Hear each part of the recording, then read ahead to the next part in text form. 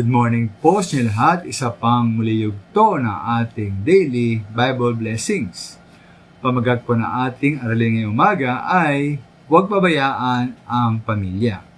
Huwag pabayaan ang pamilya. Halimbawa po kayo po ay may isang hardin, may magandang mga halaman, mga bulaklak doon, ngunit kayo po ay umalis na wala kayo ng 6 buwan, 6 months. Pagbalik ninyo, kumusta na kaya ang inyong hardin? Maraming po ay tuyo na at patay na ang mga magandang halaman.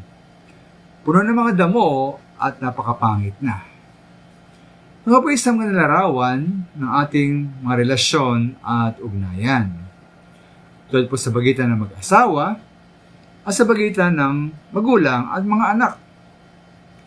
Napakarabit nga po ng relasyon ng Mr. at Mrs. na ayon sa Efesos 5:27, inambing po ang Mr. sa ating Panginoong Hesus. At ang Mrs. naman, inambing sa Iglesia.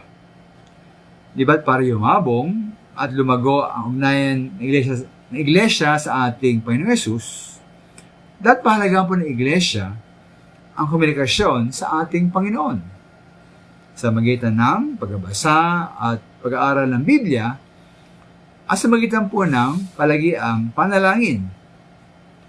At ganyan po sa mag-asawa mga minamahal.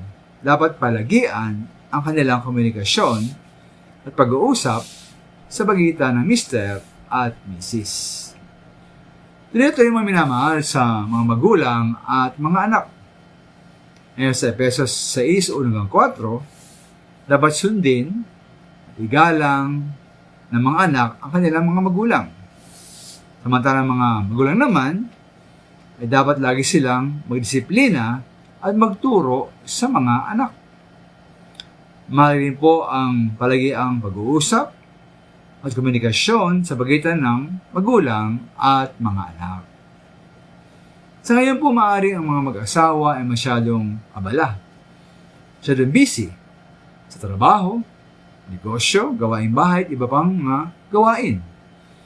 Ganyan po ang mga magulang, maaari sila masyadong busy, tungo po sa kanilang mga anak. Naibabala po sa mga mag-asawa at mga magulang. Kaya kayo po ay abala sa mga gawain, mga mag-asawa at mga magulang, nariyan pa rin po ang inyong pamilya at mga mahal sa buhay. At po alagaan ng pag-uusap at komunikasyon sa kanila. Huwag tayong pabaya. Huwag hayaang matuyo, huwag hayaang sakalin ng damo, at huwag hayaang mamatay ang inyong ugnayan sa loob ng pamilya. Maraming salamat po.